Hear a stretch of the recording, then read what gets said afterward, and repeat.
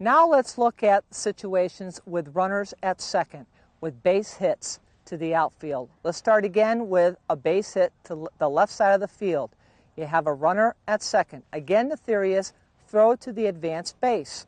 So that way, you want to throw to your third baseman who is covering third base. Again, that's a short distance for your throws for left fielders. Your right fielder will back up first.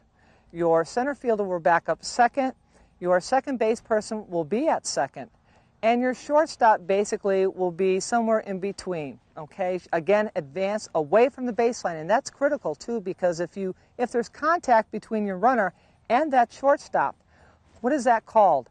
That's called obstruction, and that base runner gets that base. So it's important as middle infielders you get out of the way of the baseline in certain plays. Base hit to center field with a runner on second. Again, you're approaching. What's the situation? If your depth is narrow, do you concede that run? Maybe you do. You concede that advanced base.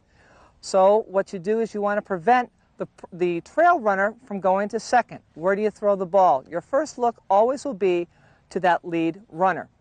Okay, what's going to happen there is on a center field situation, the shortstop may act as a cutoff for throws going to third from that base runner going from second to third. Your second baseman then may be the person at second base, and that's who you may throw to. Your first baseman will have first, your right fielder will back up first base. Okay, and your third baseman, of course, will be at third. Your left fielder will come around behind third, as well as maybe your pitcher will, because again, that third base is critical, because you know what? You make an error there, that runner will get the base, and that's a score, because we know, again, that last 60 feet is most important. Balls hit to right field with a runner on second. Here's another situation. Again, ball hit behind the runner. Runners will think two bases, so they will take a real big turn coming around third. What's got to happen? Here it is. And these are situations that you as a coach, do or die, less than 2 outs. If it's 2 outs, how are you going to play it? Well, chances are you're going to try to throw the runner out at first base. But if it's less than 2 outs, maybe, and again, your strength of arm and velocity, hey, you'll maybe concede that runner going to third. You get the ball into second. So you prevent the trail runner going in from first to second, even though you've now set up a first and third situation. Your shortstop will cover second. Your third base will cover third. Your first baseman has first.